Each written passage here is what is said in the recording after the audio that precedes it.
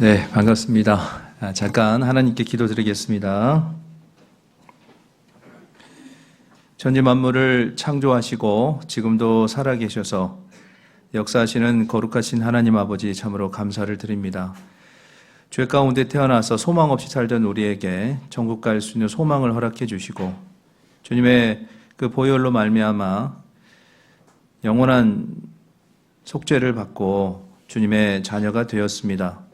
지금 이 시간에도 주님의 은혜 아래서 또 교회 안에 함께하고 있습니다. 우리가 하루하루 살아가는 것이 주님의 은혜 속에 주어지는 시간들임을 기억하고 작은 일에도 항상 감사하고 주님께 영광을 드리는 삶이 될 수 있도록 도와주시옵소서. 우리가 살아가는 이 시대는 주님께서 오실 마지막 시대입니다. 주변에 성경에 기록된 마지막 징조를 보면서도 때로는 세상의 눈이 멀어서 정말 중요한 것을 하지 못하고 헛된 것에 마음을 빼앗겨 살 때가 있습니다. 지금 이 시대가 어떤 시대인지 시대를 분별할 수 있는 지혜를 주셔서 이 시대에 내가 정말 가장 중요하게 생각하고 또 해야 될 것이 무엇인지를 항상 잊지 않도록 주님 도와주시옵소서. 그리하여서 주님께서 이 땅에 오실 때 주변에 사랑하는 가족들 모두 전도하여서 함께 주님을 맞을 수 있게 도와주시기를 간구드립니다.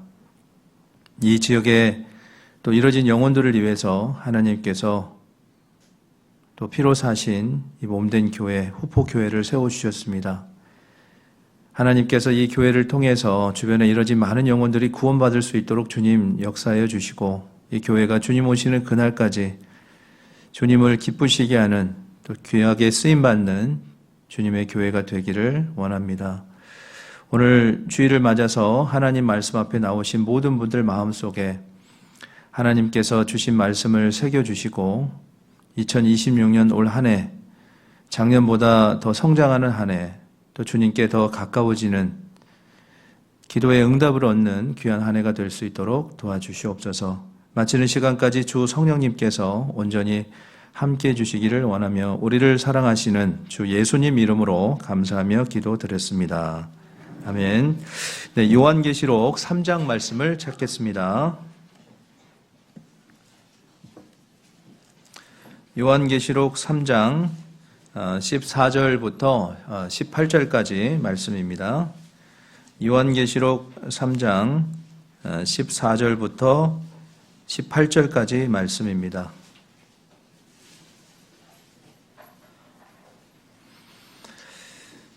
제가 짝수절 읽고요. 우리 형제자매님께서 홀수절 읽어주시고 마지막 18절은 같이 읽도록 하겠습니다. 제가 먼저 읽겠습니다.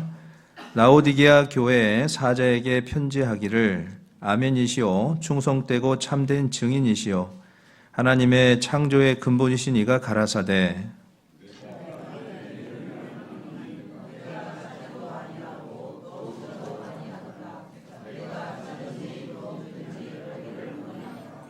내가 이같이 미지근하여 덥지도 아니하고 차지도 아니하니 내 입에서 너를 토하여 내치리라.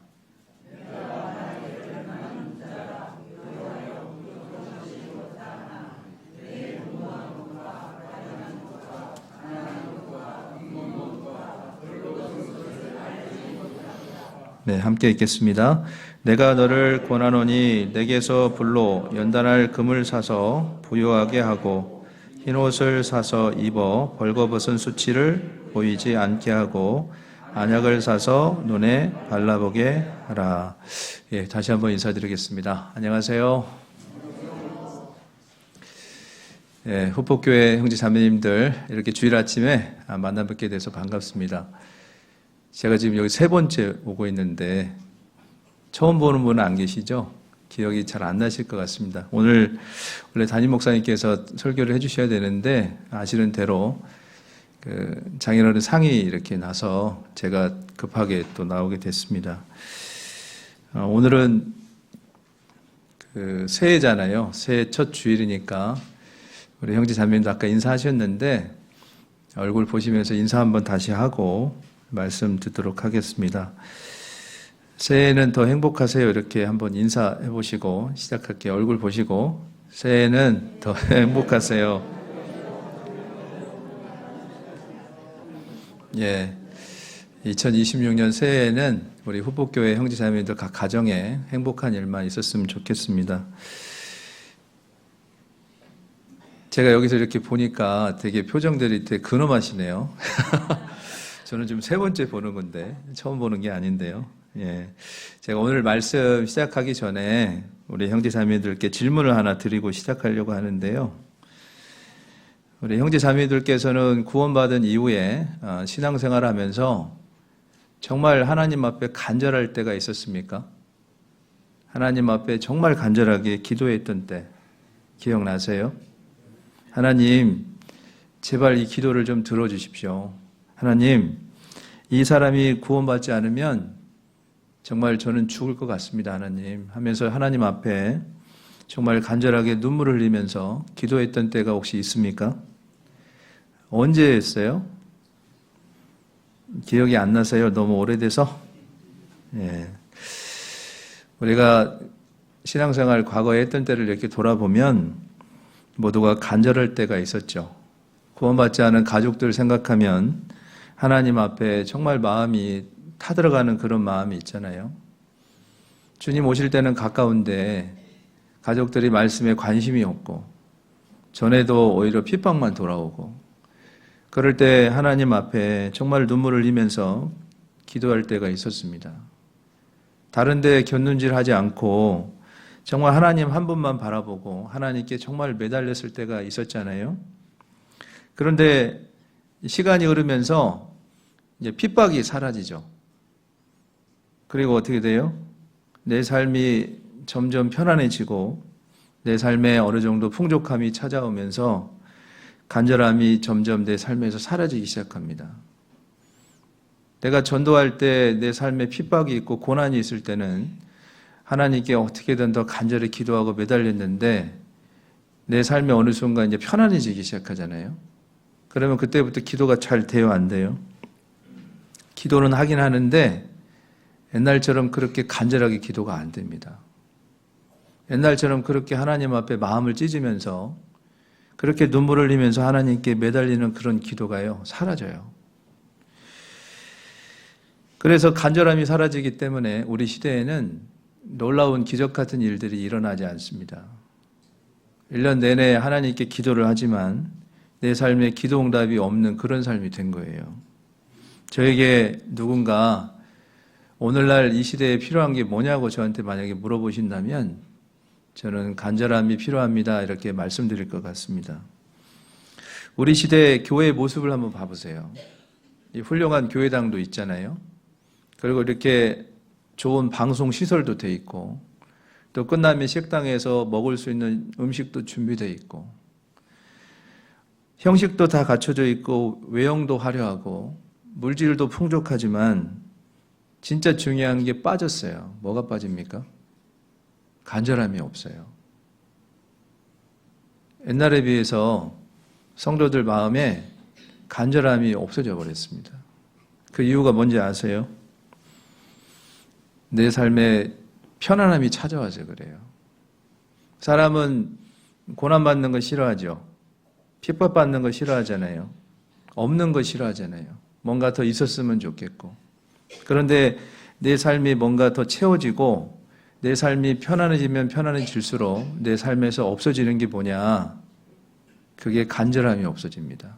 하나님 앞에 기도를 할 때 기도를 하긴 하지만 내 마음을 정말 담아서 간절하게 기도하는 그 기도가 사라지는 시대가 되어버렸어요. 오늘 읽었던 이 본문 말씀에 라오디게아 교회가 나오는데요. 요한계시록 2장부터 3장까지를 쭉 읽어보시면 7개 교회가 소개가 됩니다. 그런데 이 라오디게아 교회는 7개 교회 중에 맨 마지막에 소개가 되는데 이 7개 교회의 모습은 그 교회 시대 각 시대별로 교회의 모습을 비유로 말씀을 해주고 있어요. 그런데 라오디게아 교회의 모습은 주님이 재림하시기 직전의 교회를 얘기하고 있습니다. 그러니까 이 라오디게아 교회는 현재 이 시대의 교회의 모습을 설명하고 있는 거예요. 라오디게아는 어떤 교회라고 소개되어 있습니까? 육신적으로는 부족한 게 하나도 없는 풍족한 교회였어요. 그러니까 육신적으로는 부족한 게 없이 외형적으로 모든 걸 다 갖추고 있고 형식도 있고 남들이 봤을 때는 부유한 교회, 아주 좋게 보였을지 모르겠지만 하나님이 봤을 때 그 라오디게아 교회는 어떤 모습이었습니까? 영적으로 정말 가난하고 곤고한 교회다, 이렇게 말씀을 하고 있어요.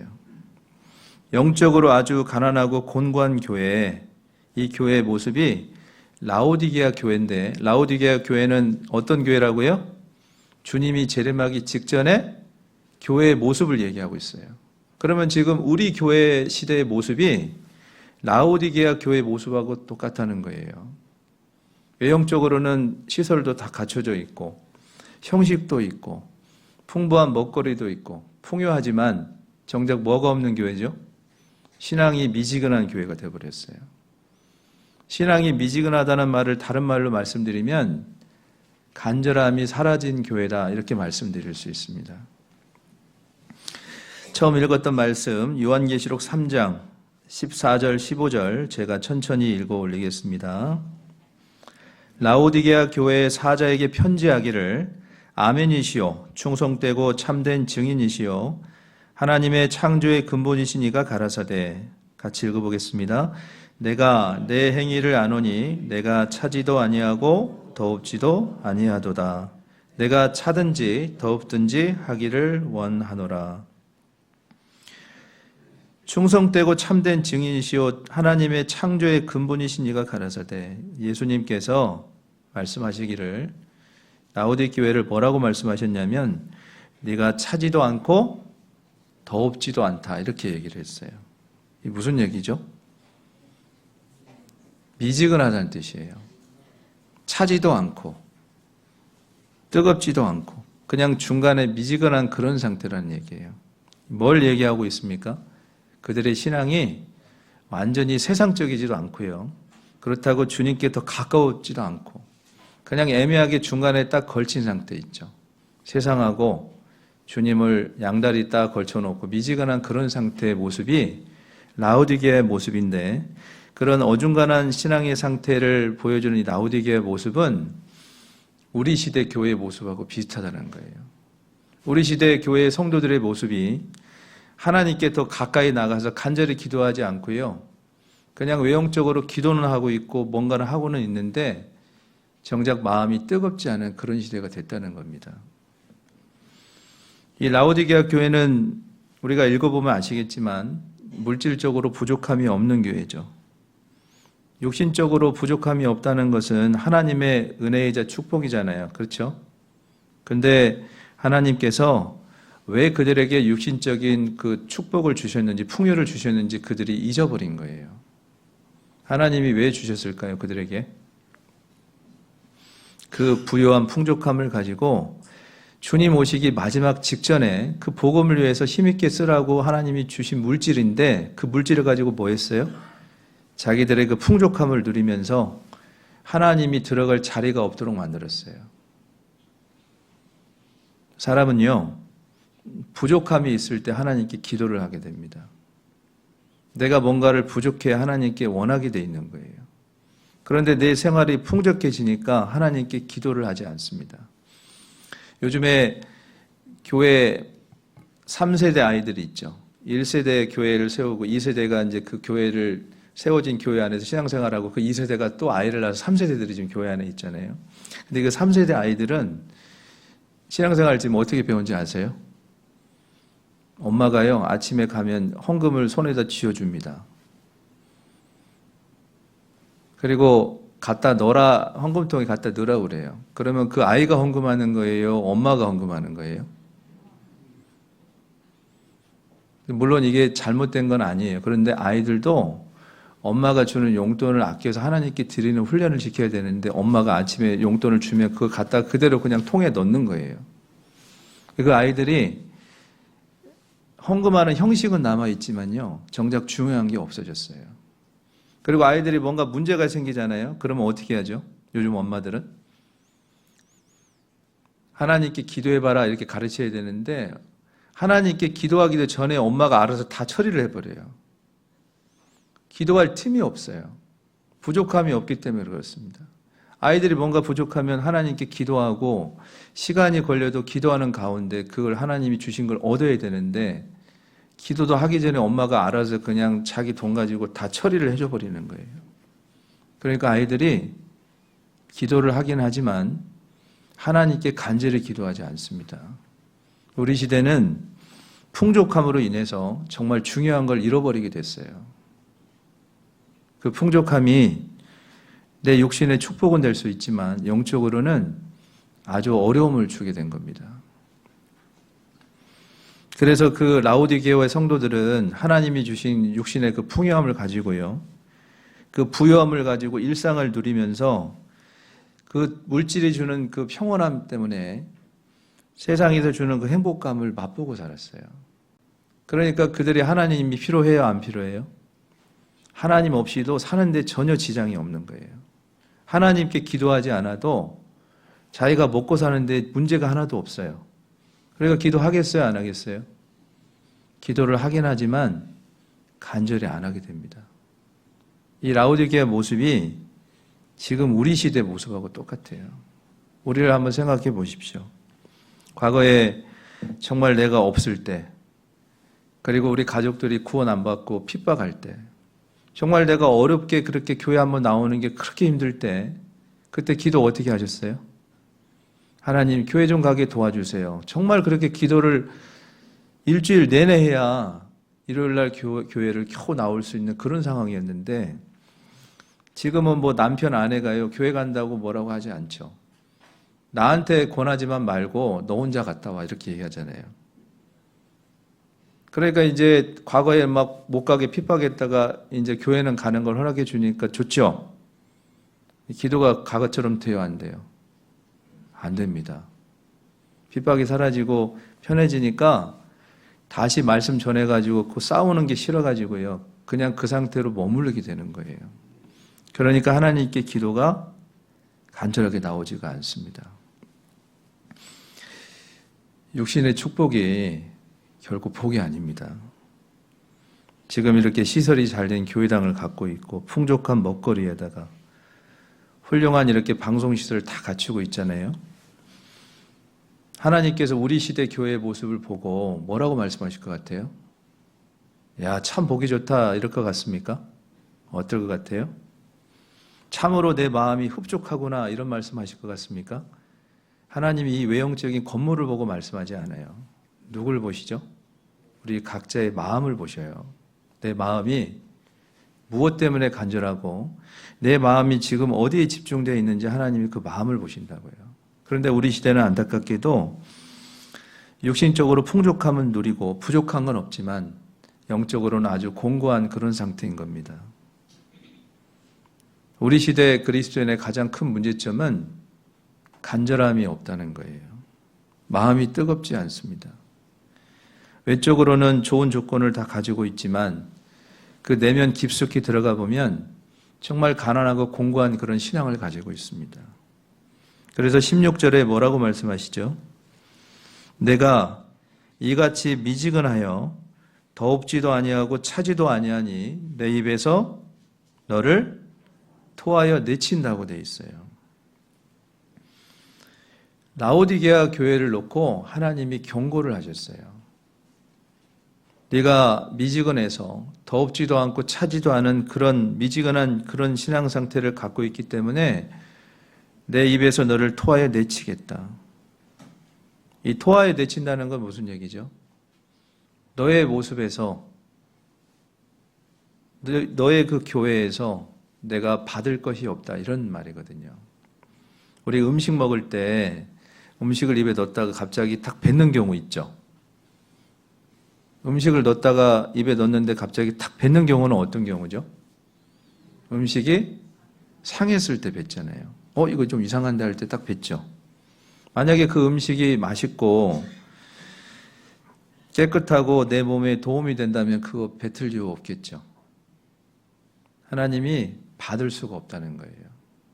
내가 지금 주일에 나와서 말씀도 듣고 봉사도 하고 하나님께 찬양도 드리고 헌금도 드리지만 하나님이 받으실 게 없다는 거예요. 왜 받으실 게 없을까요? 마음이 다른 데가 있어요. 마음이 하나님께 가 있지 않고 몸만 와서 하고 있는 거예요. 그러니까 하나님께서 라오디게아 성도들의 드린 것을 받을 수가 없다. 토하에 내친다고 말씀한 겁니다. 이 신앙생활은 주님하고 함께하는 생활이잖아요. 주님이 내 삶에서 받을 게 없다는 말은 정말 무서운 말입니다. 우리 형제자매님들은 작년 한 해 어떻게 사셨어요? 세상으로 가자니 그건 아닌 것 같고, 그렇다고 열심히 살자니 그거는 좀 힘들 것 같고, 그래서 그냥 적당하게 중간에 딱 혹시 머무르진 않으셨습니까? 우리 시대가 주님이 곧 올 시대잖아요. 우리한테 남아있는 시간이 얼마 없어요. 내가 하루하루 주어지는 그 시간들을 어떻게 쓰냐에 따라서 주님 앞에 곧 서게 될 겁니다. 내가 주님 만날 날이 가까운데 참 아이러니하게도 오늘날 성도님들은 예수님 당시 때보다 더 주님 맞을 준비를 안 하고 사는 것 같아요. 예수님 당시만 해도요, 예수님이 다시 오신다고 했을 때 그들은 예수님이 곧 올 것처럼 살았죠. 근데 우리 시대는 어떤 시대죠? 예수님이 오실 징조가 다 일어나고요. 지금 뉴스를 봐보세요. 그 AI라는 게 발전이 돼가지고 지금 사람들의 마음을 다 뺏었습니다. 요즘에 사람들이 어디다 물어보는지 아세요? 챗 GPT에다 물어봐요. AI한테 다 물어봅니다. 사람한테 안 물어봐요, 요새는 이제. 그리고 그 AI가 짜준 계획대로 살아요. 앞으로 내가 사업을 어떻게 해야 될지 물어보면 사업 계획을 걔가 다 짜줍니다. 그러면 거기에 따라서 삽니다. 사람들 마음이 거기에 훅 빠졌어요. 말하는 우상이 마지막 시대에 그 적그리스도가 거짓 선지자를 통해서 통치한다고 했는데 그 시대가 곧 우리 앞에 펼쳐집니다. 그런데 우리가 그걸 보면서도 예수님이 곧 올 것 같다고 얘기는 하는데 예수님이 곧 올 것 같다 이 얘기는 하는데 예수님 만날 것처럼 살지 않습니다. 예수님이 내일 오신다고 하면은 우리 형제자매님들 오늘 뭐 하시겠어요? 예수님이 내일 아침 9시에 만약에 오신다고 하면 오늘 뭐 하실래요? 왜 대답이 없으세요? 뻔한 거 아니겠습니까? 내일 예수님이 9시에 오시면은 지금 뭐 하겠어요? 가족들한테 가서요, 울면서 전도합니다. 안 온다고 하면 무릎을 꿇어서라도 부탁할 거예요. 그리고 하나님께 정말 찢어지는 마음으로 그렇게 간절히 기도할 겁니다. 근데 우리 시대가 그런 시대잖아요. 예수님이 내일 오셔도 이상하지 않은 그런 시대입니다. 근데 이 마음이 미지근한 상태잖아요. 마음이 미지근해지면 어떤 상황이 되는지 아세요? 영적인 눈이 어두워집니다. 영원한 것을 볼 수 있는 눈이 어두워져요. 그리고 어떤 눈이 밝아지냐? 육신의 눈이 더 밝아져요. 그러니까 예수님이 오신다고 듣고 집회 때 다 듣고 알면서도 신앙이 미지근해지니까, 마음이 식어지니까 어떻게 돼요? 영원한 것을 볼 수 있는 눈이 어두워지고 육신의 눈이 더 밝아지니까 어떻게 하면 더 풍요롭게 살 수 있을까? 거기에만 마음이 빠져 있습니다. 그러니까 기도도 안 되고요. 아무것도 안 되는 거예요. 17절 같이 한번 읽어보겠습니다. 내가 말하기를 나는 부자라 부요하여 부족한 것이 없다 하나 내 곤고한 것과 가련한 것과 가난한 것과 눈먼 것과 벌거벗은 것을 알지 못하도다. 하나님은 이 라오디게아 교회한테 뭐라고 말씀하셨냐면 너는 참 공고하구나. 너는 참 가난하다. 너는 눈이 멀었다. 너는 벌거벗은 것 같다. 이렇게 얘기를 하시잖아요. 부족하다는 거예요. 그런데 라오디게아 성도들은 자기 자신들을 지금 뭐라고 얘기하고 있습니까? 나는 부자다 이렇게 얘기하고 있어요. 나는 부요해서 부족한 것이 없다 이렇게 얘기하고 있습니다. 지금 자기 자신들이 부족한 부분을 전혀 볼 수가 없어요. 왜 그렇죠? 영적인 눈이 어두워졌어요. 자기의 신앙 상태를 볼 수 있는 눈이 없어진 겁니다. 그러니까 하나님이 그 마음이 지금 미지근해서 하나님께서 참 가난하고 공고하다고 책망을 하시면 내가 정말 그런가 돌아봐야 되잖아요. 그런데 그들이 뭐라고 얘기하고 있어요? 부자래요, 부자. 나는 부족한 게 하나도 없다는 거예요. 만약에 하나님이 우리 각자한테 그런 얘기를 하시면 어떻게 될까요? 너는 지금 교회 나와서 봉사도 하고 헌금도 하고 찬양도 하지만 지금 네 마음이 다른 데가 있지 않느냐. 너는 마음이 참 가난한 것이다. 공고하다 이렇게 얘기하시면 어떻게 받아들이겠어요? 하나님 잘못했습니다. 이렇게 나와야 되는 게 정상이잖아요. 근데 뭐라고 얘기하고 있습니까? 자기는 부족한 게 없다는 거예요. 잘하고 있다는 거예요. 이 모습이 누구 모습입니까? 내 모습이에요. 우리 시대에 교회의 모습이 이와 같다는 겁니다. 하나님이 이렇게 말씀하시면 주님께서 이렇게 살라고 구원해 주신 게 아닌데 주님 잘못했습니다. 제가 처음에 주님 만날 때 이런 마음이 아니었는데 제가 돌이키겠습니다. 이런 마음이 돼야 되는데 이들은 그런 반성하는 마음이 없었죠. 내 삶이 고난이 없어지고요. 핍박이 없어지고 삶이 부족한 게 없어지고 편해지기 시작하면 그 사람 삶에서 뭐가 없어진다고요? 기도가 없어지는데 간절한 기도가 없어집니다. 이 간절함은요, 그 사람의 신앙의 온도계라고 할 수 있어요. 그 사람의 신앙이 지금 얼마나 뜨겁냐를 알 수 있는 그 지표가 뭐냐면 간절함입니다. 영혼을 볼 때도 간절함이 있어야 되고요. 내 신앙이 수년째 변함이 없고 성장이 안 되고 왜 나는 이렇게 변하지 않고 계속 하나님하고 잘못된 길로만 이렇게 갈까? 이런 생각이 들 때 정말 간절함이 있는 사람은요, 그걸 이루기 위해서 하나님께 무릎을 꿇고 더 간절히 원하게 돼 있어요. 그런데 내 신앙이 하나님 보실 때 온전치 못하고 부끄러운 모습이 있어도 그 부분에 놓고 하나님께 기도하는 것도 없고요. 영혼을 봐도 자기 가족들이 지옥을 가고 있는데도 그걸 보면서도 눈물 한 방울 안 나옵니다. 가족들이 지옥 가는 건 눈물 한 방울 안 나오는데 드라마 보면서 눈물을 흘리는 분들이 있죠. 있어요, 없어요? 막 감동적이고 보면 눈물이 뚝뚝 떨어지잖아요. 왜 그런데 지옥 가는 가족들 보는데 눈물 안 나올까요? 감정을 엉뚱한 데다 다 허비를 하기 때문에 그래요. 하나님이 주신 그 감정을 그 불쌍한 영혼을 보고 눈물을 흘리라고 주셨는데 드라마에서 눈물을 다 빼버리니까요.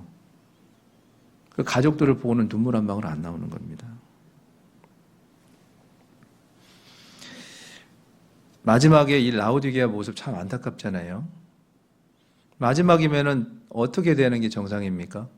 주님이 곧 오시기 때문에 주님 맞을 준비를 하고 더 뜨겁게 살아야지 그게 정상인데 이상하게 반대로 미지근해졌다는 거예요. 그런데 이 2장에 보면 하나님께서 교회 하나를 더 소개하십니다. 2장 9절 한번 보시죠.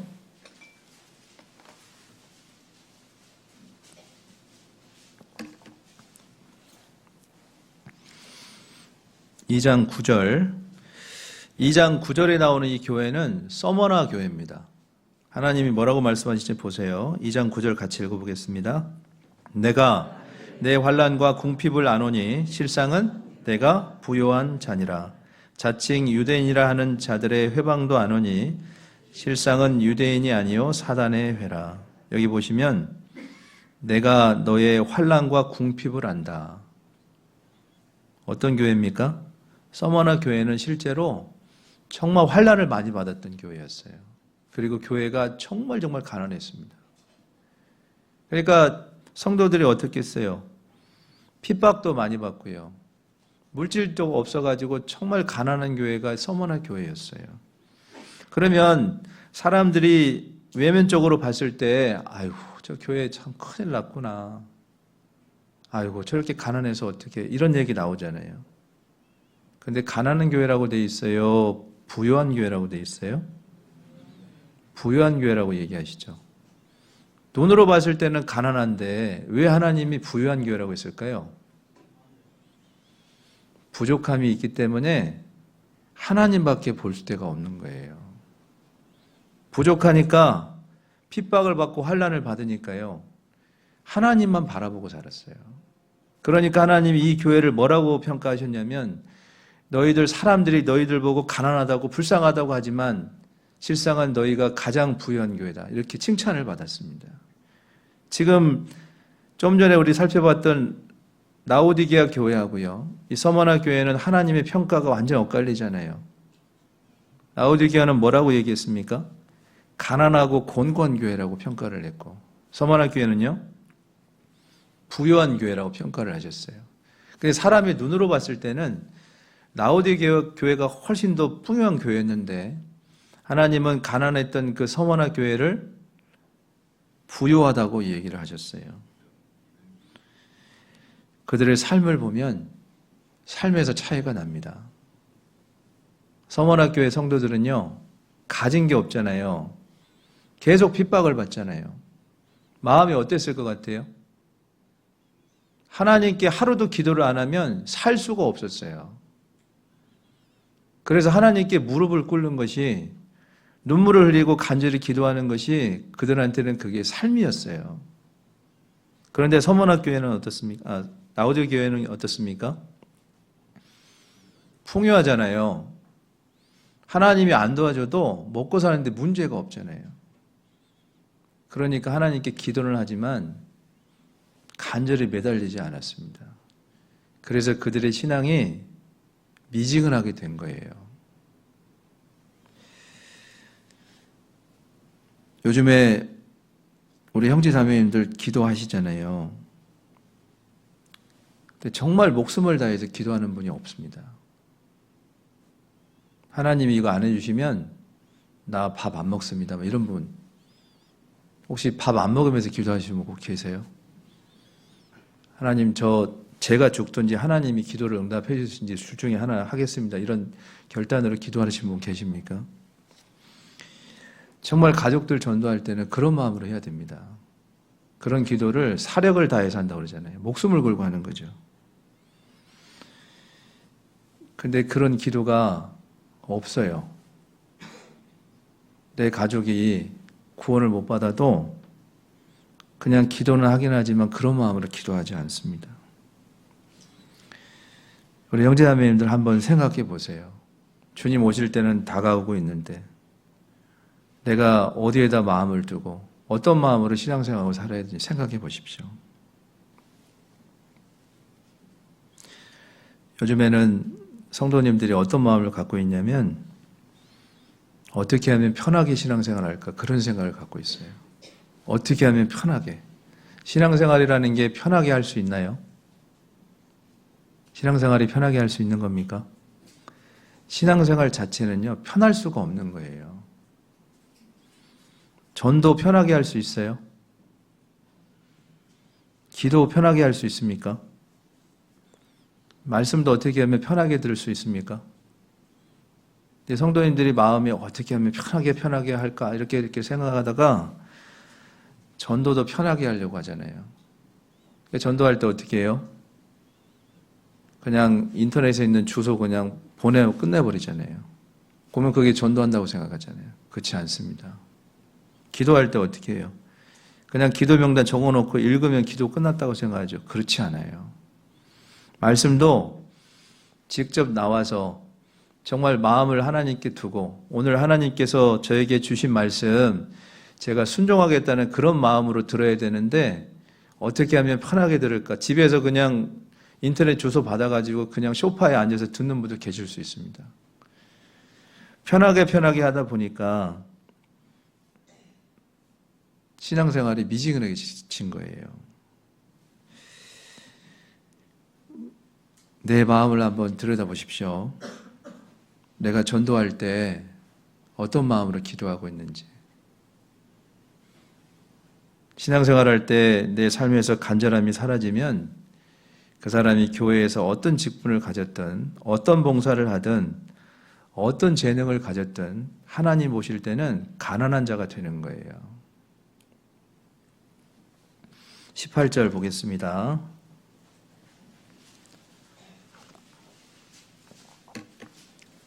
18절 같이 읽어보시죠.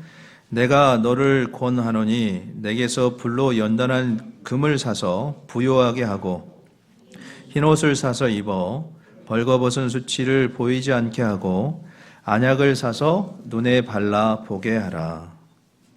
여기 불로 연단한 금이라고 되어 있죠. 이 금은요, 성경에서 믿음을 상징합니다. 믿음. 그러니까 불로 연단한 금이라는 것은 한마디로 말씀드리면요, 뭐예요? 시련을 통해서 얻어지는 믿음이에요. 고난을 통해서 얻어지는 믿음을 얘기합니다. 결국 이 믿음이라는 것이 시련과 고난을 통해서요, 금처럼 깨끗해진다는 거예요. 흰옷을 사서 무슨 뜻이죠? 구원받은 사람답게 살라 이런 뜻이고요. 벌거벗은 수치를 보이지 않게 하고 뒤에 보시면 안약을 사서 눈에 발라라. 이게 무슨 뜻이죠? 말씀을 통해서 영혼의 눈을 밝게 하라는 그런 뜻입니다. 그러니까 이 불로 연단한 금, 시련을 받은 환난을 받는 이런 믿음이 있을 때 뭐가 주어져요? 그 사람 마음에서 하나님께 간절히 원하는 마음이 생기는 겁니다. 그러니까 신앙생활은 편하게 하면 할수록 몸은 편해질 수 있지만요, 하나님하고 점점 더 멀어지게 돼 있는 거예요. 몸은 편안한데 마음이 평안하지 않습니다. 이 편안한 거하고 평안한 거 다른 거 아시죠? 내 몸이 편안한 것이 평안이 아닙니다. 내 몸이 불편하고 고난을 받아도 하나님이 내 마음속에 주시는 평안은 전혀 다른 거예요. 그런데 요즘 그리스도인들은 편해지려고 그래요. 그래서 고난도 안 받고 희생도 안 하고 그러다 보니까 신앙생활이 어떻게 되는 거예요? 진짜 중요한 알맹이가 쏙 빠진 채로 신앙생활 하는 겁니다.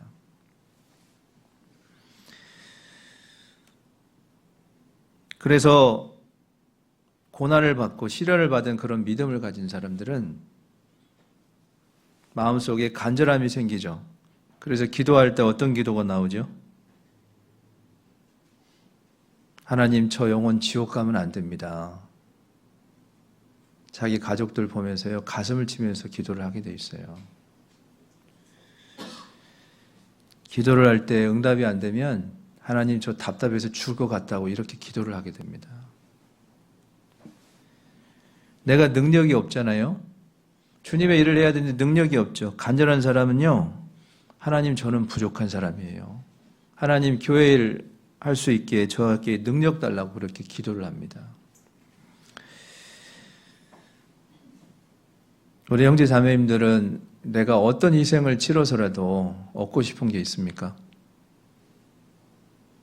내가 어떤 희생을 다 치르더라도 나는 이것만 된다고 하면 나는 희생을 다 치를 각오가 돼 있다. 그런 거 혹시 있으세요? 내가 어떤 대가를 치러서라도 이것만 얻어진다면 저는 하겠습니다. 그런 마음이 있으십니까? 그게 간절함인 거예요. 가족 전도할 때는 그렇게 해야 됩니다. 하나님, 제가 어떤 걸 다 치를 수 있습니다. 그러니까 우리 가족들 구원해 주세요. 그런 마음이 진짜 간절할 때 생기는 겁니다. 마귀의 품에 빼앗긴 우리 사랑하는 가족 영혼을 건져낼 때 기도 한 번으로 되겠어요? 어떠세요? 대충 기도해서 그 마귀 품 안에 있는 영혼을 빼올 수 있겠습니까? 마귀는요, 그 영혼을 어떻게든 안 뺏기려고, 어떻게든 지옥에 집어넣으려고 지금 안간힘을 다해서 그 영혼을 콱 붙잡고 있잖아요.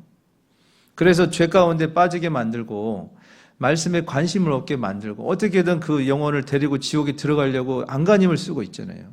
그런데 내가 그냥 기도 한 번으로 그 영혼을 빼낼 수 있겠습니까? 어떻게 생각하세요? 그런 법은 없어요.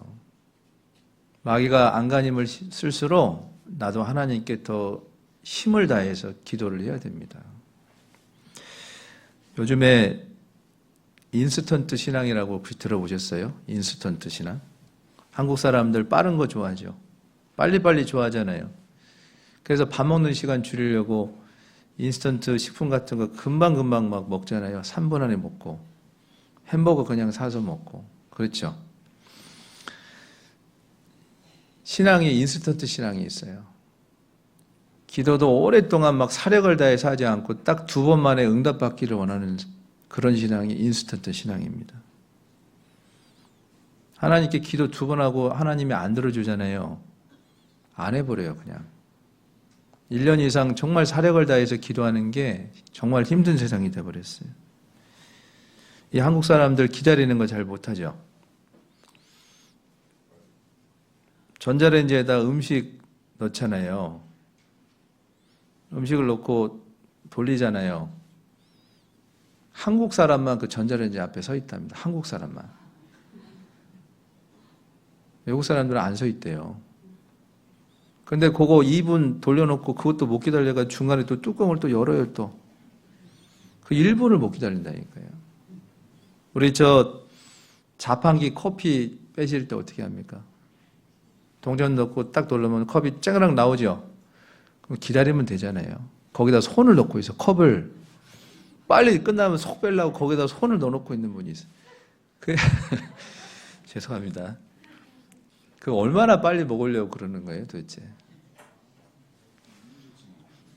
대집회 때 목사님 이제 끝날 때쯤 되면 약간 좀 그 톤이 좀 바뀌지 않습니까? 그러면 그냥 기도할 때까지 성경 펴놓고 있으면 되는데 약간 뭔가 목사님이 끝날 것 같은 뉘앙스가 딱 나오면 어떻게 해요? 그때부터 성경을 덮고요. 가방을 다 싸놓고 엉덩이를 한 반쯤 들고 있어요. 그러니까 끝나자마자 그냥 갑니다. 그렇게 가봐야 2분밖에 빨리 못 가요. 근데 우리가 그 정도로 기다릴 수가 없는 그런 시대가 됐잖아요. 그냥 뭔가 빨리빨리 뭔가 응답이 있어야 되고 뭔가 빨리 뭔가 처리가 돼야 되는 그런 마음을 갖다 보니까 하나님이 기도 응답을 안 해주시면 그거를 끝까지 붙잡고 사력을 다해서 기도하는 그런 시대가 없어져 버렸다니까요.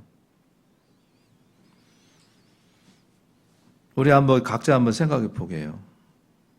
내가 정말 사랑하는 우리 가족들 영혼을 놓고 정말 하나님께 눈물을 흘리면서 간절하게 기도했던 때가 언제입니까? 언제 그렇게 기도해 보셨어요? 최근 아니죠?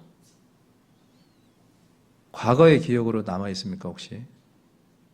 그러면 그거는 지금 문제가 있는 거예요.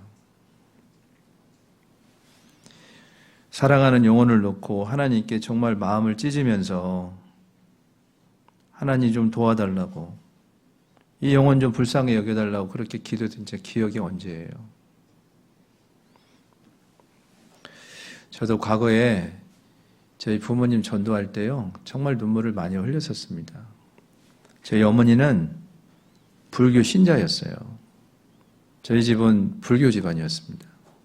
제가 태어날 때 저희 어머니가 어릴 때부터 저한테 뭐라고 말씀하셨냐면 야 너는 외할머니가 절에 가서 공을 들여가지고 너를 낳았다. 그러니까 너는 교회를 절대 가면 안 된다. 이렇게 어릴 때부터 귀에 못이 박히게 이 얘기를 했어요. 그러니까 저는 교회 가면 큰일 나는 줄 알았어요. 그러니까 실제로 교회 다니는 사람들 별로 안 좋아했습니다. 근데 저희 고모가 이제 저를 전도해서 제가 대학생 때 구원을 받았습니다. 구원을 받으니까 누가 생각나요? 어머니가 생각나잖아요. 이 세상에 태어나서 뭐 넉넉하게 살아본 적도 없고 죽어서 또 지옥 간다고 생각하니까 마음이 너무 불쌍하잖아요. 저희 어머니가 교회 가지 말라고 그렇게 얘기를 했는데 제가 말씀을 듣고 구원을 딱 받으니까요. 도저히 어머니한테 안전할 수가 없었어요. 그래가지고 제가 말씀 끝나고요. 어머니 성경 말씀 들으셔야 된다고 제가 그랬어요. 근데 저희 어머니가 뭐라고 했을까요? 그래 잘했다 그러면서 같이 가자 이렇게 했을까요? 저한테 욕을 한 바가지를 했어요. 욕을. 그렇게 가지 말라고 했는데 네가 거기 따라갔냐 하면서 막 저한테 욕을 엄청 퍼부었습니다. 욕을 퍼부으면 전도 안 해야 돼요, 그러면? 포기할 수가 없잖아요. 저희 어머니 전도하면서 핍박도 많이 받고요. 수양회 그 명찰을 몇 번 끊었습니다. 근데 수양회 때 사람이 와야 되는데 명찰만 수양회장 가고 사람은 간 적이 없어요. 그런 경험 해보셨어요? 이 사람이 수양회 올 걸 믿음으로 하나님께 기도하고 끊잖아요. 지금은 어때요? 그냥 수양회비도 내주고 뭐 차비까지 다 내주잖아요. 그때는 자기 돈으로 했어야 됩니다. 그리고 안 오면요 헌금했어요. 그때는 대학생이 뭔 돈이 있겠어요. 그런데 그렇게 해서 어머니 거, 동생 거, 아버지 거 끊어놓잖아요. 수양회장 딱 가면은 사람은 한 사람도 안 오고 명찰만 3장 그냥 수양회장에 가 있어요. 그럼 어떤 마음 들어요? 원망스럽잖아요, 하나님이. 아니, 제가 무슨 돈을 많이 달라고 한 것도 아니고, 제가 뭐 세상에서 뭐 해달라고 요구한 것도 아니고, 하나님이 원하시는 그 영혼 구원받게 해주시는 건데, 그거 왜 안 들어주시냐고 하나님께 막 떼를 쓰고 울었던 기억이 있어요. 근데 그게 한 번이 아니고요, 여러 번 그랬어요, 여러 번. 근데 포기할 수 있어요, 없어요? 포기 못 하잖아요. 저희 어머니가 집에 막 무당을 데려와서 막 굿도 하시고요. 어디 용하다는 산에 가서 막 가서 제사도 지내고 막 이런 분이었습니다. 제가 집에 이제 방학 때 그 방학을 해가지고 집에 한 번씩 가잖아요. 그러면 무당이 집에 와 있어요. 그럼 무당 볼 때 어떤 마음이 있어요? 인사도 하기 싫고요. 꼴도 보기 싫습니다. 마귀가 우리 집에 들어와서 완전히 자리를 딱 잡고 어머니를 저렇게 휘두르는 걸 보면요. 도저히 이 마음에서 용납이 안 되고 막 불이 붙어요. 그러면 교회 가서 모두회 때 나가서 또 기도 부탁을 합니다. 그럼 하나님이 또 놀랍게도 그 무당하고 어머니하고 또 싸우게 해가지고 집을 또 나가게 만들어요. 그렇게 여러 번 그렇게 전도를 하고 실패하고 그렇게 그런 과정에서 제가 군대를 갔어요. 군대에서 이렇게 초소에서 근무 쓸 때 누구 생각날까요? 가족들 생각나잖아요. 지금 내가 혹시라도 군복무 할 때 그때는요 2000년 되면 세상이 망하는 줄 알았습니다. 그래가지고 군대에 있을 때 혹시라도 예수님 올까봐 초소에서 근무 쓰면서 하나님께 그렇게 울면서 기도했던 게 기억이 나요. 그런데 그렇게 해도 하나님이 바로 안 들어주셨어요. 제가 언제까지 안 들어주셨냐면 결혼할 때까지도 안 들어주셨어요. 그리고 제가 결혼을 하고 큰아이를 딱 낳고 나서 저희 부모님이 구원을 받으셨는데 그때 제가 우리 큰아이 임신을 했을 때요. 하나님께 이렇게 기도했어요. 하나님, 이 아이가 태어날 때 이 아이를 통해서 하나님 좀 우리 가족들이 구원받게 해달라고. 놀랍게도 그 아이가 태어나면서 하나님이 정말 놀랍게 8년 만에 저희 어머니가 구원을 받게 해주셨어요. 솔직히 8년이 어떤 분한테는 짧은 시간일 수 있습니다만 저는 그 8년이란 시간 동안 정말 많이 하나님께 기도했던 기억이 납니다. 제가 왜 그때 그렇게 기도했을까요? 하나님 말고는 방법이 없어요. 그 하나님을 거부하고요. 하나님 얘기만 하면은 대화가 딱 단절이 되고 얼굴 표정이 싹 바뀝니다. 제 어머니가 아닌 것 같아요. 딱 얼굴 표정을 보면 마귀가 어머니를 꽉 잡고 있는 느낌이 들어요. 그러니까 하나님 말고는 그 누구도 해줄 수가 없기 때문에 하나님께만 매달릴 수밖에 없는 겁니다. 제가 대학을 다닐 때 자매님 한 분도 정말 핍박을 받았던 자매님이 한 분 계셨거든요. 이분은 초등학교 때 선생님이 전도를 했어요. 초등학교 2학년 때 선생님이 전도해가지고 교회를 그때부터 나오기 시작했는데 부모님이 없는데도 대학생 때까지 그렇게 교회를 나왔어요. 성실하게. 대학에 가서도 계속 교회를 나가니까 어떻게 했는지 아세요? 아버지가? 성경책을 다 찢어버리고요. 그리고 교회 갔다 왔다고 문 잠궈버리고 그 20살 된 그 대학생이 집에 들어갔는데 문이 잠겨서 집에 못 들어오게 만들고 아버지가 성경책을 다 찢어버리고요. 그래도 교회를 나가니까 아버지가 어떻게 한 줄 아세요? 죽으라고 목을 졸랐어요. 그러니까 이 자매님이 내가 죽겠구나 그런 생각이 딱 들었다고 하더라고요. 그리고 나서 그 자매님이 그날 그 대학생 모임 때 학교에 와가지고요 울면서 기도 부탁을 했어요. 우리 아버지 너무 불쌍한 사람이라고. 우리 아버지 구원받게 도와달라고. 그렇게 기도 부탁하는데 기도 돼요, 안 돼요? 그렇게 기도 부탁하는데 내가 냉랭한 마음으로 대할 수 있습니까? 제 아버지가 아니잖아요. 근데 제 아버지 같은 마음이 들어요. 그 자매가 제 동생이 아닌데도 그 자매가 울면서 기도 부탁할 때요, 마음이 같이 찢어집니다. 그리고 그때 그렇게 같이 신앙생활 했던 그 대학생 형제 자매님들이 같이 그렇게 기도해주고 그랬었어요. 위로해주고. 그런데 제가 그 자매님이 대학을 졸업하고요, 다른 지역으로 이제 취업을 해서 가셨는데, 수양회장에서 자매님을 봤어요. 그 옆에 나이 드신 어떤 남자분이 서 계시더라고요. 딱 보니까 아버지 같아요.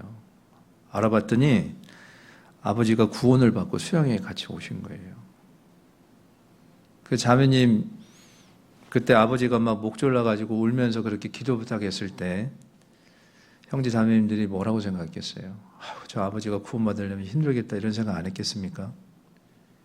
근데 그 자매님이 그 포기하지 않고요. 그때 만약에 목 졸랐을 때, 나 이러다가 죽을 수 있으니까 나 교회 안 나가야 되겠다고 포기했으면 아마 그 아버지는 수양회장에 못 왔을 거예요. 근데 그렇게 그때 하나님 앞에 그렇게 간절히 기도했던 그 기도들이 쌓이고 쌓여서 그 강팍한 사람도 결국 구원을 받고 교회 안에 머무르지 않습니까? 내 마음에서 간절함이 사라진 이유가 뭔지 아세요? 하나님 말고 다른 방법이 있다고 생각해서 그런 거예요. 하나님 없이도 나 사는데 전혀 지장 없어. 이런 생각이 기도를 안 하게 만듭니다. 기도 안 해도 지금 사는데 문제 없잖아요. 먹고 사시는데.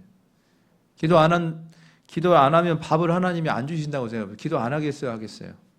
기도 안 하면 그날 밥이 안 나와요. 굶어야 돼요. 그러면 기도 나와야 안 나와요? 하나님만 바라볼 수밖에 없어요. 근데 지금은 기도 안 해도 밥이 그냥 제때 나오잖아요. 내가 사고 싶은 거 마음대로 사고, 아프면 병원 가서 치료하고. 근데 내가 상황이 안 돼서 병이 났을 때 하나님께 기도해야 되는 그런 상황이라면 어떻게 하겠습니까? 돈이 없는 사람은요, 병이 걸리면 하나님께 먼저 기도할 수밖에 없습니다. 근데 요즘에는 병이 딱 찾아오잖아요. 하나님께 먼저 기도 안 합니다. 뭐부터 해요? 어떤 사람이 이 병을 잘 고치는가 검색부터 해요.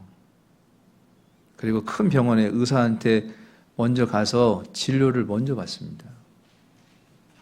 그 정도로 내 삶에서 하나님이 지금 저 뒤에 물러나 있어요. 이거는 심각하잖아요. 그런 마음으로 기도하는데 기도 응답이 되겠습니까? 지금 우리 수양관 시설 참 좋아졌잖아요. 그죠? 옛날에 수양관 가신 분들은 기억하실 겁니다. 우리 공주에다가 그 옛날 그 소망관 있죠. 그 건물 그거 강당 지어놓고 엄청 크게 지었다고 막 좋아했잖아요. 그거 가보면 어떤 모습이에요? 그 피난민들 모여있는 것 같잖아요. 근데 그 작은 건물 그 하나 지어놓고도요, 어떻게든 거기 데려가려고 마음이 정말 간절했어요. 이 사람을 여기만 데려오면 하나님이 구원해 줄 거라는 그런 확신이 있었기 때문에 어떻게든 그 사람을 거기 데려갔습니다. 만약에 지금 그런 시설 그대로 남아있고 지금 데려가라고 하면 데려가겠어요? 안 데려가겠어요? 아마 대부분 안 가실걸요, 수양에. 근데 지금 가보세요. 수양관이 건물에서 에어컨이 나옵니다. 옛날에 에어컨 나왔어요? 안 나왔어요? 전도에서 간다고 하면 방도 배정해 주잖아요. 회비도 내주고 차비도 내주고 간식도 사서 갖다 주고. 그래도 안 간다는 분이 태반입니다. 왜 안 가려고 그래요? 일단 내가 불편해, 내가. 전도하는 사람은 둘째 치고 내가 거기 가기 싫어요, 마음이. 그러니까 전도할 사람을 데려갈 마음이 없어요. 그런 마음이기 때문에 전도가 안 되는 거예요. 그런 마음으로 전도 되겠습니까? 내 삶에 진짜 중요한 게 지금 사라졌어요. 간절함이 사라진 겁니다. 이 3일을 굶은 아이한테 이 빵 한 조각은 어떤 존재예요? 얘가 3일 동안 굶었어요. 요만한 빵 한 조각이 있어요. 이거 간절하겠죠? 배부른 아이한테 이 빵 한 조각은 어떻습니까? 쳐다보지도 않아요. 지금 내가 배불러 있어요, 지금. 그래서 하나님을 안 찾는 거예요. 내가 배불러 있기 때문에 가족들을 봐도 눈물이 안 나는 겁니다. 잠언 8장 한번 찾아보시죠.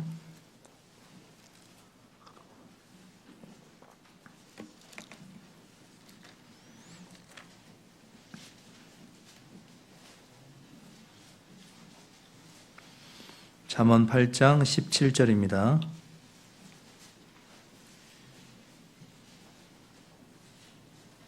같이 읽어보시죠. 나를 사랑하는 자들이 나의 사랑을 입으며 나를 간절히 찾는 자가 나를 만날 것이니라. 여기 보시면 나를 찾는 자가 만난다고 안 돼 있어요. 잘 읽어보세요. 뭐라고 돼 있어요? 나를 간절히 찾는 자가 만난다고 돼 있어요. 그냥 찾아서 만나는 게 아닙니다.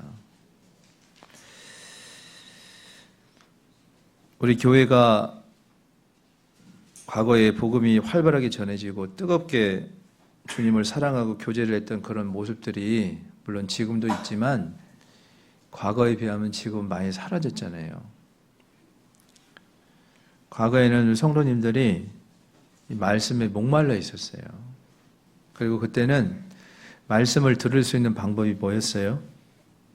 지금처럼 뭐 유튜브나 뭐 주소가 있어가지고 스마트폰으로 보는 그런 시대가 아니고요. 그때는 말씀이 딱 끝나면 카세트 테이프 그 방송실에서 만들어준 거 그게 전부였어요. 그래가지고 말씀 끝나고 가면요 그 테이프를 2,000원 주고 삽니다. 지금은 돈 주고 아마 살아가면 아마 안 살걸요. 지금은 막 공짜로 어디 가나 다 있잖아요 말씀들이. 그걸 2,000원 주고 사가지고 어떻게 하죠? 그거를 일주일 동안 또 듣고 또 들어요. 테이프가 늘어질 때까지 듣습니다. 그러니까 말씀 하나를 내 것이 될 때까지 계속 반복해서 듣는다고요. 그러니까 그 말씀이 그 사람 마음판에 완전히 새겨져 버립니다. 지금은 어때요? 지금은 말씀 듣고 저기 뒤에 문을 열고 나가는 순간 머릿속에서 말씀들이 쫙 증발해 버리죠. 그리고 오늘 무슨 말씀했는지 기억이 하나도 안 나고 목사님이 웃긴 거 했던 것만 기억나고. 지금 이게 심각한 문제예요. 말씀이 마음에 없는데 세상에서 하나님 앞에 올바른 선택할 수 있겠습니까? 말씀이 마음판에 없는데 세상에서 싸워서 이길 수 있겠어요? 말씀이 마음에 없는데 가족들 위해서 간절히 기도할 수 있겠습니까?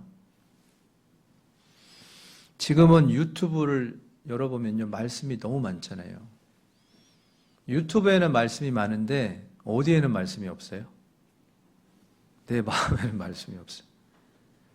주변에는 말씀 들을 게 너무 많은데 영양실조에 걸린 성도들이 너무 많아요. 마음에 말씀이 하나도 없어요. 그러니까 구원받은 세상 사람 같이 사는 겁니다. 구원받은 세상 사람 아세요? 입으로는 구원받았다고 하는데 사는 건 세상 사람하고 똑같은 거. 차이는 그냥 구원받았다 말하는 것밖에 없어요. 그래서 말씀을 들어도 마음에 감동이나 결단이 없고요. 돌아서면 잊어버리죠. 찬양을 불러도 마음이 뜨겁지 않고 하나님께 정말 간절히 매달리면서 기도하는 것도 없고 죄 가운데 있어도 하나님께 눈물로 회개하고 자백하는 것도 없고, 하나님 약속에 대한 확신이 없기 때문에 말씀도 순종하지 못하고, 그러니까 형제자매들이 뭐 잘못하면 용서할 수도 없고 용납이 안 되는 거예요. 이게 미지근한 신앙인 겁니다. 뜨겁지도 않고 차지도 않은 그런 간절함이 없는 신앙은 하나님이 토하에 내친다고 그랬어요. 제가 새해에 이렇게 무거운 말씀을 드린 이유가 있습니다. 신앙생활 지금 여러 가지 계획 세우셨잖아요. 올해는 뭣도 하고 뭣도 하고. 근데 그런 계획들을 많이 세우는 게 중요한 게 아니고 내 마음을 어떻게 두느냐가 중요한 겁니다. 정말 기도를 한 번을 하시더라도요, 정말 온 정신과 마음과 온 마음을 다해서 간절한 마음으로 기도할 그런 기도를 각오를 하셔야 됩니다. 그냥 주문 외우듯이 그냥 입에서 술술 나오는 그런 기도 말고요. 한 번을 기도를 하더라도 정말 온 힘을 다해서 할 그런 각오를 하셔야 됩니다. 그 일본의 그 세계 경영자들이 존경하는 경영자가 한 사람이 있는데, 이 사람이 책에다가 이런 말을 썼어요. 뭐라고 말했냐면, 간절하지 않으면 꿈꾸지 마라. 간절히 바라면 반드시 이루어진다. 하지만 그 간절함은 분명하지 않으면 안 된다. 막연한 간절함이 아닌 반드시 이렇게 하고 싶다. 이렇게 되지 않으면 안 된다. 라는 의지와 다짐이 분명한 간절함, 먹고 자는 것을 잊을 정도로 간절하게 바라면 어느 순간 불현듯 자기도 모르게 놀라운 힘을 발휘하게 된다. 이렇게 책에다 써놨어요. 세상 사람도 성공하려면 뭐가 있어야 된다고 그래요? 간절함이 있어야 된대요. 세상에서도요, 어떤 일을 이룰 때 간절함 없으면 안 됩니다. 신앙생활 할 때는 어떨까요? 없는데 그냥 저절로 돼요? 내가 간절히 기도하지 않는데 가족이 저절로 구원받을까요? 내가 간절하게 기도하지 않는데 내 신앙생활이 저절로 좋아지고 나아집니까? 그런 경우는 없어요. 먹고 자는 것을 잊을 정도로 간절하게 바라라고 돼 있잖아요, 이 사람도요. 그러니까 나한테 이게 가장 중요하다고 여겨지니까 다른 걸 다 잊고 거기에 집중하는 겁니다. 이 성경에 보면 간절함이 없는데 하나님이 들어주시는 경우는 없어요. 몇 가지 좀 사례를 찾아보겠습니다. 마태복음 8장을 한번 찾아보시죠.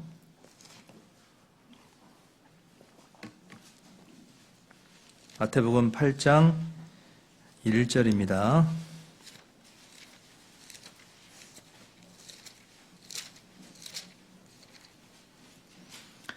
마태복음 8장 1절 2절 같이 읽어보겠습니다. 예수께서 산에서 내려오시니 허다한 무리가 좇으니라. 한 문둥병자가 나와 절하고 가로되 주여 원하시면 저를 깨끗게 하실 수 있나이다 하거늘. 예수님께서 산에서 내려오셨다고 돼 있잖아요. 그때 주변에 많은 무리들이 예수님을 둘러싼 거예요. 그때 누가 나타났습니까? 한 문둥병자가 예수님 앞에 나온 거예요. 예수님께서 말씀을 가르친 후에 산에서 내려왔을 때 수많은 사람들이 주변을 다 둘러쌌는데 그때 한 문둥병자가 예수님 앞에 나온 겁니다. 그리고 뭐라고 얘기했어요? 주여 원하시면 저를 깨끗게 하실 수 있나이다 그랬어요. 이게 원하시면, 주여 원하시면 이게 무슨 뜻이죠? 주님께서 내 병을 고칠 수 있다, 그 말이 그 안에 들어가 있잖아요. 그죠? 내가 고칠 수도 없는 사람한테 거기 가서 바라겠습니까? 이건 뭐예요?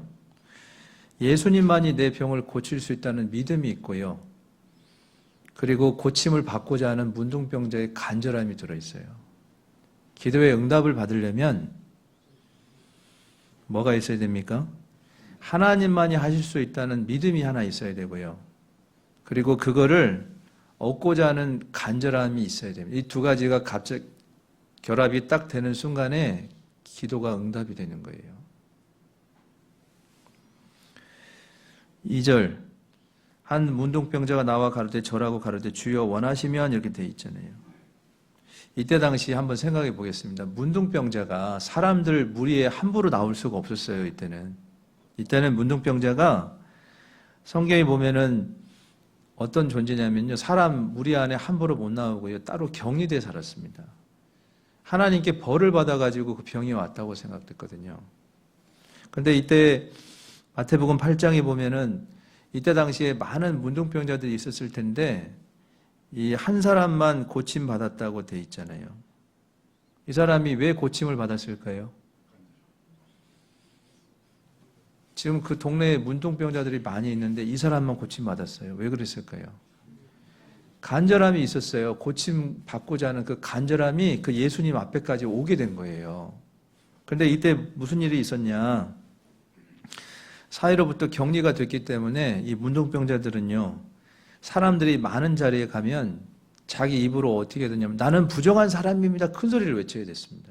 왜냐하면 앞에 오던 사람하고 혹시라도 문제가 생길 수 있기 때문에 나는 부정한 사람이라고 큰 소리로 외쳐야 됐어요. 얼마나 비참합니까? 병이 걸린 것도 지금 감당이 안 되는데 사람들하고 격리돼가지고 가족하고 따로 사는 것도 너무 지금 마음이 안 좋은데 사람들이 오면은 나는 부정한 사람이라고 외쳐서 그 사람이 다른 길로 가게끔 그렇게 해야 됐다니까요. 그리고 말없이 사람들이 있는 자리에 왔다가 발각이 되면요, 돌에 맞아 죽었어요. 그럼 이 사람은 지금 어떤 각오를 하고 나온 겁니까? 돌에 맞아 죽을 각오를 하고 나온 거예요. 그러니까 이 마음에서 문둥병을 고치고자 하는 그 마음이 목숨을 걸고 나온 거예요. 예수님이 알았겠어요? 몰랐겠어요? 그래서 고쳐주신 거예요.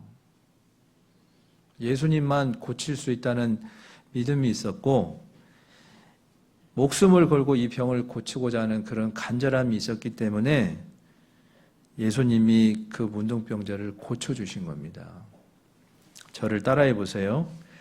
간절함의 크기가 기도의 결과를 만든다. 내가 기도하는 그 결과가 하나님이 정말 응답해 주시기를 원한다면 내 마음이 하나님 앞에 정말 간절해져야 되는 거예요. 마가복음 7장 또 찾아보시죠.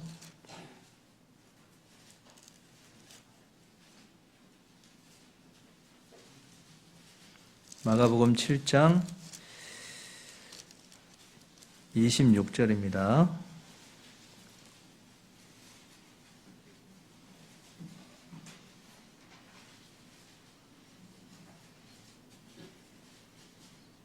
같이 읽어보시죠. 그 여자는 헬라인이요 수로보닉의 족속이라 자기 딸에게서 귀신 쫓아 주시기를 간구하거든. 여기 마가복음에 보시면 수로보닉의 여인이라고 나오죠. 이 수로보닉의 여인이 딸이 귀신이 들렸어요. 근데 이 내용이 마태복음 15장에도 나오는데 한번 찾아보시죠. 마태복음 15장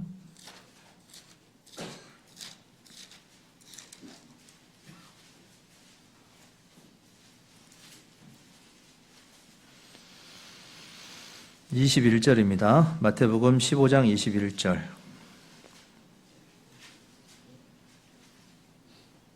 (21절) 22절 같이 읽어보겠습니다.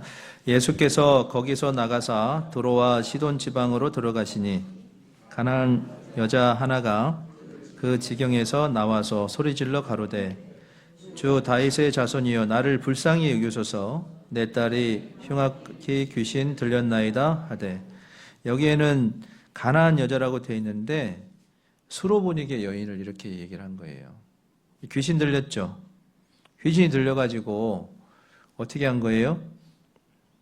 예수님께 그 자기 딸을 데리고 나온 겁니다. 귀신 들린 딸을 데리고 나온 거예요. 그리고 뭐라고 얘기했습니까? 나를 불쌍히 여기소서 내 딸이 흉악히 귀신 들렸습니다. 이렇게 얘기하고 있죠. 그러면 자기 딸이 귀신이 들렸으니까 얼마나 간절하겠어요. 그럼 예수님이 바로 고쳐줘야 되잖아요. 예수님이 바로 고쳐줬어요? 안 고쳐줬어요? 안 고쳐줬어요. 24절 보세요. 예수께서 대답하여 가라사대 나는 이스라엘의 집에 잃어버린 양 외에는 다른 데로 보내심을 받지 아니하였노라 하신대. 이 무슨 얘기예요? 나는 이방인들을 위해서 온 게 아니고 나는 내 아들과 같은 이스라엘 사람들을 위해서 내가 왔지 너 고쳐주려고 온 게 아니다 이렇게 얘기를 한 거예요. 맞죠? 그러면 좀 서운하겠죠? 자기 딸을 데리고 어렵게 왔는데 예수님이 나는 이스라엘 민족 내 자녀들을 위해서 이 땅에 왔지 이방인들을 위해서 온 거 아니다 이렇게 얘기를 한 거예요. 예수님 본심이 아닙니다. 지금 그 사람 믿음을 보려고 일부러 이렇게 말씀하신 거예요. 그러면 보통 사람 같으면 기분 나빠가지고요 가버릴 겁니다. 이 여자 갔어요 안 갔어요? 안 갔어요. 25절 보세요. 여자가 와서 예수께 절하며 가로되 주여 저를 도우소서 그랬어요. 하나님께 도와달라고 또 요청을 했습니다. 예수님께. 26절 보세요. 대답하여 가라사대 자녀의 떡을 취하여 개들에게 던짐이 마땅치 아니하니라. 이번에는 예수님이 또 강도를 높여가지고 뭐라고 얘기했냐면 자녀의 떡을 개들한테 주지 않는다. 무슨 얘기예요? 누가 개라는 얘기예요? 이 여자를 갖다가 개로 비유를 해서 말씀하신 거예요. 내가 내 자녀한테 떡을 주려고 온 거지 개들한테 내가 떡 주려고 온 게 아니야. 이 말을 심한 말이잖아요. 어떻게 보면. 이 정도 아니 딸을 고쳐달라고 왔는데 자기를 개로 취급을 하는데 이거 기분 좋은 일이에요? 나쁜 일이에요? 도저히 자존심 상해서 화가 날 수도 있잖아요. 근데 이 여자가 뭐라고 얘기했습니까? 27절 보세요. 여자가 가로되 주여 올소이다마는 개들도 제 주인의 상에서 떨어지는 부스러기를 먹나이다 그랬어요. 자기가 개 취급을 받았는데도 저 개 맞습니다. 근데 개들도 자녀들이 먹는 그 상 밑에 떨어진 부스러기 먹잖아요. 하나님 저를 좀 불쌍히 여겨주십시오. 이런 마음인 거예요. 예수님이 이 여인이 어떤 마음인지를 보려고 이 여인을 시험하셨잖아요. 어떻게 됐습니까? 28절 같이 읽어보겠습니다.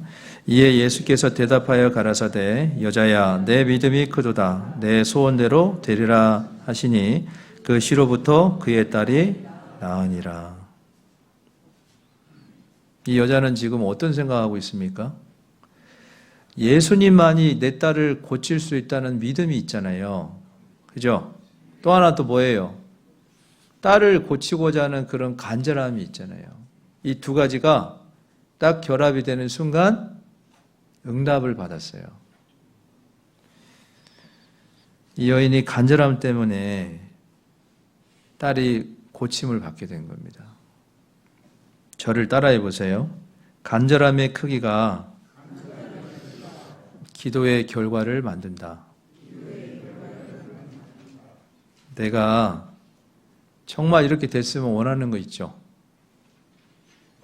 예수님 오기 전에 정말 이렇게 됐으면 하는 그런 소원이 있잖아요, 내 마음에. 그게 이루어지려면 어떻게 됩니까? 내 마음이 간절함이 있어야 된다니까요. 그거 없으면 이루어질 수가 없는 거예요. 마가복음 5장로 찾아보겠습니다. 마가복음 5장 25절입니다.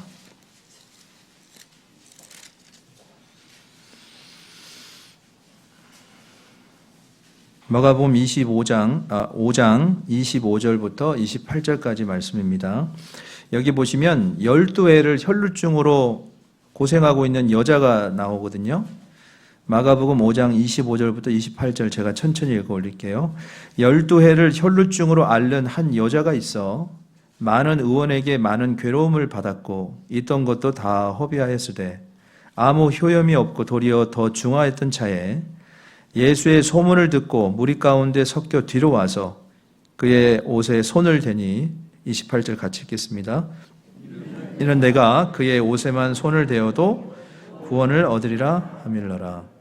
여기 혈루병이라고 되어 있는데 이 혈루병 병명이요. 만성 자궁 출혈병이에요. 자궁에서 계속 출혈이 나는 겁니다. 한 번 하혈을 하잖아요. 하혈이 멈추지 않는 거예요. 이 엄청난 병이잖아요. 근데 이 병을 12년 동안 앓고 있었어요. 그러니까 이 병을 고치고 싶은 마음이 있겠죠. 그래가지고 많은 의원들한테 찾아갔는데 오히려 더 괴로움만 당하고 있던 재산도 다 허비한 거예요. 그리고 병이 더 심해진 상황이 된 겁니다. 그때 이 여인의 귀 속에 어떤 얘기가 들렸냐면 예수님이 병자를 고치셨다는 소문을 듣게 된 거예요. 그 여인의 마음속에 어떤 마음이 올랐을까요? 그래, 내가 이렇게 오랫동안 고치지 못했던 이 병을 예수님은 고칠 수 있겠구나. 예수님만이 고칠 수 있다는 믿음이 생겼어요. 이것만 가지고 돼요, 안 돼요? 이것만 가지고 고쳐집니까? 어떻게 해야 돼요? 간절함이 있으니까 거기까지 간 거예요. 그래서 예수님 앞에 갔어요. 예수님 옷에 손만 대도 자기 병이 나을 것 같은 그런 믿음을 갖고 나간 겁니다. 예수님이 이 여인 알았을까요? 몰랐을까요?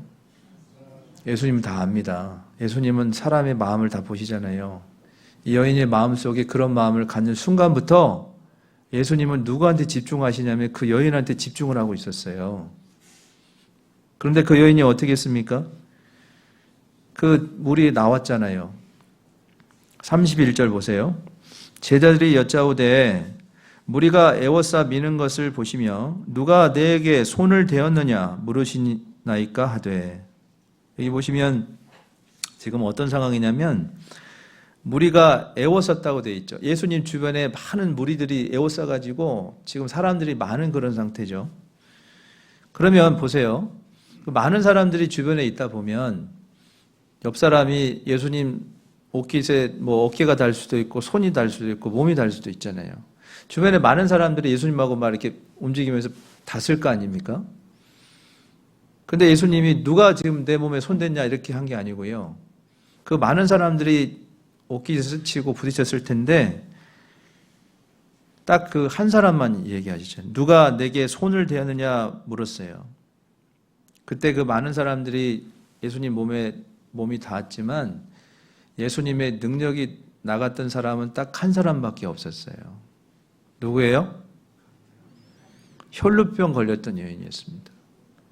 예수님 몸이 닿았던 사람들이 많이 있었지만 예수님의 능력이 나간 사람은 딱 혈루병 걸렸던 그 여인밖에 없었어요. 왜 그 여인한테 그 예수님의 능력이 나갔습니까? 고치고자 하는 그 간절함이 있었어요. 그래서 예수님이 고쳐준 겁니다. 예수님만이 고칠 수 있다는 믿음이 있었고 이 병을 낫고자 하는 그 간절함이 두 가지가 동시에 딱 결합이 됐어요. 저를 따라해 보세요. 간절함의 크기가 기도의 결과를 만든다. 다 외우셨죠? 만약에 나한테 이런 간절함이 있다면 내가 지금 마음속에 갖고 있는 소원이 반드시 이루어집니다. 근데 문제는 뭐예요? 내 마음의 간절함이 점점 사라지고 있다는 게 문제예요. 내 삶이 점점 편안해지려고만 하니까 고난받기 싫고요. 핍박받기 싫고 희생하기 싫은 그런 마음이 내 마음에 들어오고 몸이 편해지다 보니까 몸은 편한데 내 마음의 간절함이 없어진다니까요. 우리 형제 자매님들은 내가 이것을 얻을 수 있다면 나는 어떤 것이라도 다 이룰 수 있다 이런 마음이 있습니까? 기도하실 때 그렇게 하셔야 됩니다. 가족을 전도할 때는 특별히 내가 우리 가족들 영혼을 얻을 수 있다면 내가 어떤 것도 포기하고 희생할 수 있다는 그 마음에 결단이 없잖아요. 전도 절대 못해요. 그런 마음을 먼저 가져야 된다고요. 말로만 우리 가족 구원받았으면 좋겠다 그렇게 기도 부탁하지 마시고요. 내 마음에서 내가 어떤 걸 내가 1년 다 해도 우리 가족들이 구원받을 수 있다면 내가 그거 기꺼이 하겠다는 그 마음의 각오를 먼저 가지셔야 됩니다. 그래야 간절한 기도가 나올 수 있어요. 우리 형제 자매님들 교회에서 교제할 때 모여서 기도 부탁하시죠? 기도 부탁하실 때 어떻게 기도 부탁하세요? 나와서 기도 부탁하실 때 내가 누구누구 전도하려고 하는데 이분은 뭐 몇 살이고 어디 살고 어떻고 저떻고 막 얘기하시죠. 내용 전달하잖아요. 근데 기도 부탁은요, 그 사람이 어떤 사람인지 내용을 전달하는 게 아닙니다. 기도 부탁은 내 마음이 이렇게 간절하다고 간절함을 전하는 것이 내용 전달하는 게 아니에요. 나와가지고 그 사람 나이 몇 살이고 그렇게 하잖아요. 형제자매들이 적어놓고 기도를 하긴 하지만 내 마음이 간절하지 않으면 형제자매들도 간절하게 기도가 안 되게 돼 있는 거예요. 그러면 기도 부탁할 때 어떻게 하셔야 됩니까? 내가 이 영혼을 보면 내 마음이 이렇게 마음이 간절하고 제 마음이 이렇게 답답하다고 내 마음이 형제자매들 마음속에 전달이 되잖아요. 그러면 그분들이 길을 가다가도 기도를 하게 돼 있어요. 내 마음의 간절함이 형제자매들한테 전달이 되는 것이 그게 기도 부탁인 겁니다. 내가 그냥 기도 부탁하잖아요. 형제자매들도 간절하게 기도 안 됩니다. 그런 경우 해보셨잖아요. 어떤 분이 나와서 정말 울면서 간절하게 기도 부탁하면 내 마음이 아프면서 기도가 저절로 되잖아요. 그런 경험 해보셨죠? 간절함이 있어야 돼요. 저희 교회에도 한 자매님께서 남편을 전도하실 때 남편이 정말 강팍했거든요. 저도 그 집을 한 3번 정도 갔는데 정말 강팍하신 분이에요. 바늘이 이만큼도 안 들어가요. 말씀이 아예 들어갈 틈이 없어요. 근데 그분을 전도하려고 그렇게 노력을 했습니다. 근데 안 됐어요. 그런데 말기암에 걸리셨어요. 말기암에 걸렸으면은 사람이 좀 마음이 좀 낮아질만 하잖아요. 마음이 강팍해요. 전도인이 가는 것도 싫어하고 그의 마약성 진통제로 그렇게 버티고 있었습니다. 그러니까 자매님 마음이 어떠겠어요? 이 사람 이대로 가면 지옥 가잖아요. 그러니까 어떻게든 구원받고 가야 되는데 남편이 너무 강팍하잖아요. 어떻게 해야 될까요? 이럴 때 어떻게 해야 돼요? 이분이 마음이 막 그냥 타들어가는 그런 마음이 생기잖아요. 영혼이 지금 꺼져가고 있어요. 이대로 떨어지면 지옥불이라고요. 이분이 정말 간절한 마음으로 교회 밴드에다가 기도 부탁을 올리셨어요. 제가 내용을 잠깐 읽어드릴 테니까 한번 들어보십시오. 남편이 물을 포함한 음식을 전혀 먹지 못하고 영양제 주사로 버틴 지 2주째입니다. 어제 남편이 집에 오고 싶다고 예언을 해서 아무 대책도 없이 저녁 때 퇴원을 했습니다. 이 남편이 고집이 세가지고 집에 갈 상황이 아닌데 막 고집을 펴서 집에 간 거예요. 퇴원을 위해서 차를 가지러 가면서 처음으로 하나님을 원망했습니다. 당신이 자비로우신 분 맞냐고, 긍휼의 하나님이 맞냐고 울부짖으며 원망을 했습니다. 남편은 통증 때문에 계속 빨리 죽게 도와달라고 합니다. 그래서 천국 복음을 듣고 구원받으면 빨리 갈 수 있게 도와주겠다고 말했습니다. 남편이 듣겠다고 약속을 해서 전도인이 오기로 했다고 이렇게 기도 부탁을 올리셨어요. 이 기도 들으시면서 뭐가 느껴지세요? 뭐가 느껴지세요? 기도가 돼요, 안 돼요? 기도가 되잖아요. 이렇게 기도 부탁했지만 하나님 이 영혼 좀 건져주십시오. 형제자매님들 기도해 달라는 그런 간절함이 안 느껴지십니까? 근데 참 놀랍게도 기적이 일어났어요. 이분이 구원을 받고 돌아가셨어요. 이 기적이잖아요. 다른 기적이 아닙니다. 혈루병이 고쳐지는 게 그게 기적이 아니에요. 이렇게 강팍한 사람이 예수님을 받아들이는 것 자체가 기적인 거예요. 이 자매님의 간절한 마음이요, 기적을 일으켰어요. 내 신앙생활의 간절함이 사라지면 그 사람은 그때부터 뭐가 되는지 아세요? 저를 따라해 보세요. 구경꾼. 뭐가 된다고요? 구경꾼이 돼요. 간절함이 사라지면 선수가 아니고 구경꾼 됩니다. 구원받은 사람은 선수예요, 구경꾼이에요? 구원받은 사람은 선수로 뛰는 사람들이에요. 근데 왜 구경꾼이 됩니까? 간절함이 없어져서 그런 거예요. 신앙이 미지근해져서 자기가 직접 뛰어야 되는데 안 뛰고 구경하는 사람이 되어버렸어요. 신앙의 간절함을 잃어버리잖아요. 그 신앙은 죽어가는 겁니다. 살아있지만 죽은 거예요. 하나님 봤을 때 죽은 거나 다름이 없어요. 사람들은 살아있다고 말하지만 하나님 봤을 때는 죽은 거나 다름이 없는 겁니다. 우리가 처음 읽었던 요한계시록 3장에 나왔던 라오디게아 교회 성도들, 미지근한 마음으로 간절함이 없는 채로 그렇게 살았지 않습니까? 뜨겁지도 않고 차갑지도 않은 그런 상태로 살았죠. 근데 그들이 뭐라고 생각하고 살았어요? 나는 부족한 게 없어. 나는 아주 잘 살고 있어. 나는 아주 부유한 사람이야. 그렇게 살았죠. 그 모습이 내 모습이 아닌가 생각해 보셔야 됩니다.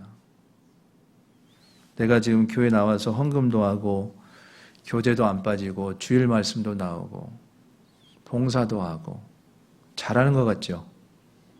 잘 생각해 보세요. 하나님이 내 마음을 보셔요. 내 가족을 보고 내가 어떤 마음을 갖고 있는지 하나님이 내 마음을 보신다니까요. 그래서 내 마음의 간절함을 회복하시려면 첫 번째, 미지근해진 내 신앙을 돌아보고 하나님 앞에 회개하고 결단하셔야 됩니다.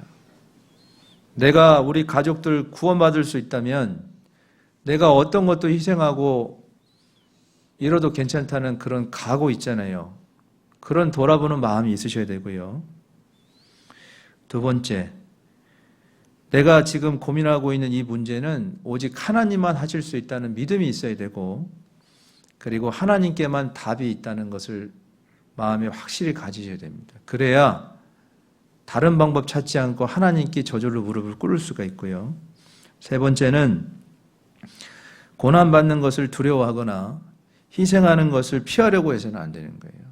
그 고난과 희생은 하나님을 더 찾게 만드는 좋은 것입니다. 근데 내 몸은 어떻게 해요? 고난받지 마.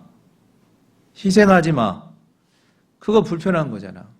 내 몸은 그렇게 반응을 내지만 내가 영적으로 하나님 앞에 더 가까이 가려면 고난받고 희생하는 게 반드시 있어야 됩니다. 그리고 네 번째는 신앙생활 하시면서요, 편한 길, 쉬운 길, 익숙한 길 가려고 하지 말고 거기서 돌아서셔야 돼요. 신앙생활을 그냥 편하게 하려는 그런 마음이 있잖아요. 늘 했던 방식대로 하려는 그런 패턴을 깨셔야 됩니다. 그리고 올 새해는 하나님 앞에 좀 결단하셨으면 좋겠어요. 우리에게 남겨진 시간이 얼마나 되는지 저는 알 수 없지만 확실한 것은 얼마 없다는 건 확실해요. 그러면 내가 올해 무엇에 마음을 가장 써야 될까요?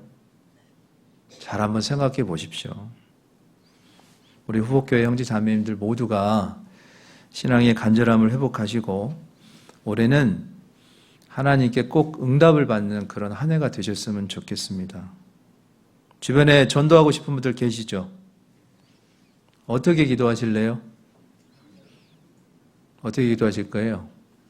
마지막으로 이거 다시 한번 해볼게요. 간절함의 크기가 기도의 결과를 만든다.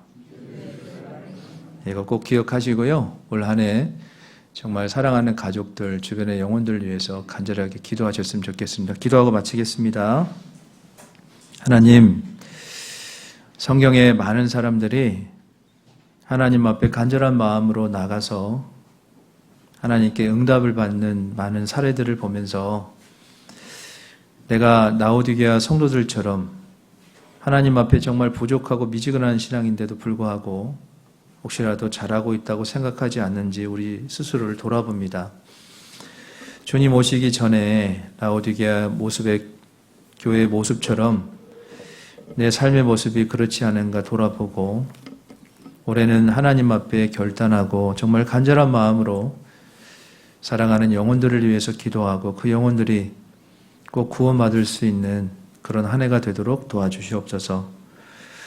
올 한 해 후폭교회를 통해서 많은 영혼들이 구원받게 도와주시고 이 시간 간절히 기도하고 있는 그 영혼들이 올해 꼭 구원받을 수 있도록 주님 도와주시옵소서.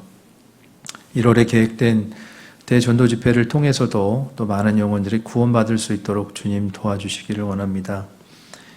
현재 장례 진행 중인 노기현 목사님 또 장례를 잘 마치시고 안전하게 귀가하실 수 있도록 도와주시고 또 그 가정에도 주님께서 또 위로해 주시고 또 영육간에 강건하게 하셔서 또 이번 장례 잘 마친 후에 또 일상에 돌아오셔서 또 힘있게 복음 전하시고 주님의 일에 함께할 수 있도록 도와주시옵소서.